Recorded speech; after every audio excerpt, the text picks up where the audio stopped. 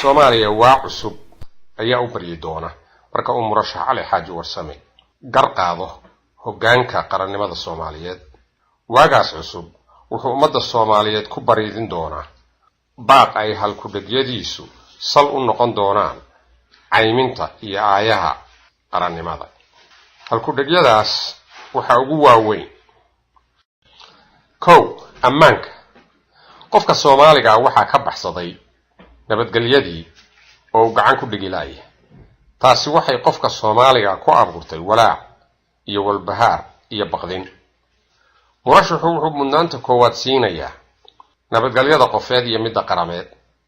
Tillaabada arrintaas barbar socon doonta waa unkidda hay-ado ammaan oo leh sifo qarameed oo ku fillaan kara inay cadaalad ugu garsooraan bulshada Soomaaliyeed. Arrintaasoo kalsooni ammaan sugid u abuuri doonta qofka Soomaaliga ah.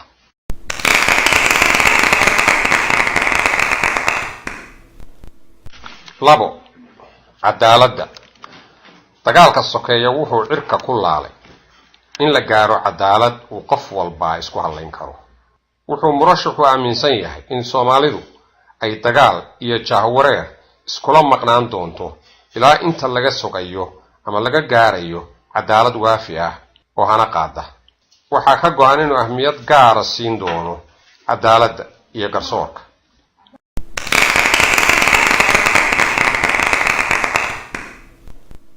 Saddex, dib u heshiisiin qaran. Soomaalida dhib baa kala gaaray. Si dhibtaas loo dhammeeyo, waxaa murashaxa u qorshaysan inuu taabageliyo dib u heshiisiin qarameed. Qaran dadkiisii kala duday ma taabagalo. Wuxuu jidka u xaarayaa si ay u soo noqoto isku kalsoonidii iyo is-aaminaadii ummadda Soomaaliyeed.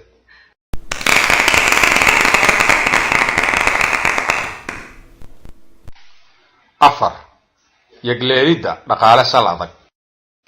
Soomaalidu waa waddan lagu tiriyo waddamada ugu qanisan caalamka oo khayraadkiisu ka badan yahay dadka ku nool. Waxa ayaan darro noqotay in dadkiisu kuwa ugu saboolsan lagu tiriyo oo ay nafta kula dagaagaan waddamo aan lahayn khayraad u dhigma kan dalkooda yaalla. Murashaxa oo aqoontiisu ku qotonto sida dhaqaalaha wax looga qabto ayaa waxaa u odorasan inuu khayraadkaas qarameed firfircooneeyo una beekhaamiyo ummadda Soomaaliyeed si loo sugo shaqo abuur ka baajiya silaca, saxariirka, qaxa iyo hoonka ay hadda Soomaalidu ku sugan tahay.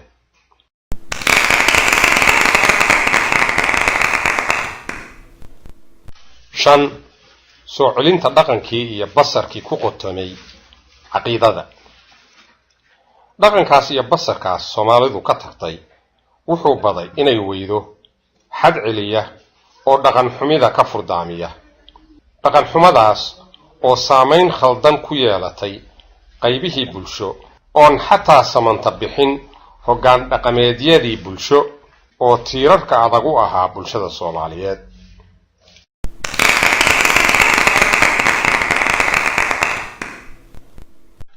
Lix, kobcinta aqoonta jiilka mustaqbalka.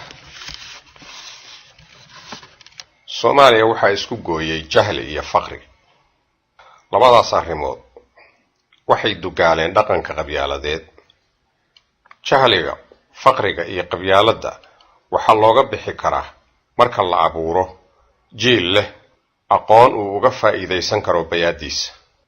Soomaalidu waxay leedahay bay'ad hodana, ha yeeshee ayaan aqoonteed lahayn siday uga faa'iidaysan lahayd.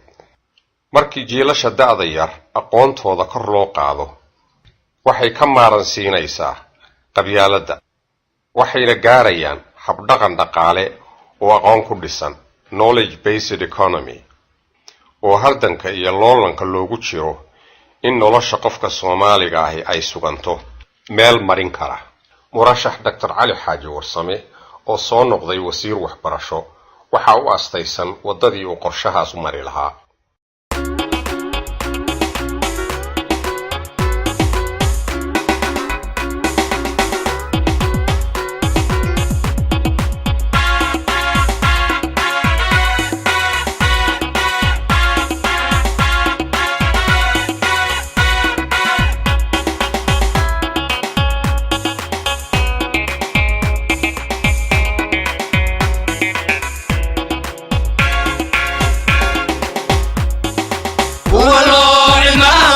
talada lagu caraabayo xildhibaan cunnaha eegin iyo culuq yaro weyda codsigii bulshada raaca oo caliinoo doorta kuwa loo cimaamado talada lagu caraabayo xildhibaan cunnaha eegin iyo culuq yaro weyda codsigii bulshada raaca oo caliinoo doorta